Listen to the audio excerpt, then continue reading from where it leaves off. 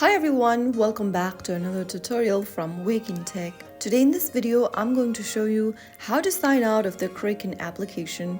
First of all, launch open Kraken app on your device and make sure that you're inside the home page. After you're inside the home page of Kraken, go to the top left corner and tap on your initials or your profile icon. Right after you do that, you'll be able to open the account tab. Scroll all the way down from the Accounts tab and look for a Sign Out button. Once you spot it, tap on Sign Out and confirm that you want to sign out by clicking Sign Out once again. For your account security, you can check this little box over here and click Sign Out, and you'll then be able to log out of your Kraken account. So there you have it. That's how you easily sign out or log out of Kraken. You can now go ahead and sign in whenever you want with your email and password if you ever need to log back in again. If you found the video helpful, don't forget to like, share and subscribe to our channel. I will see you again in the next episode. Thank you for watching.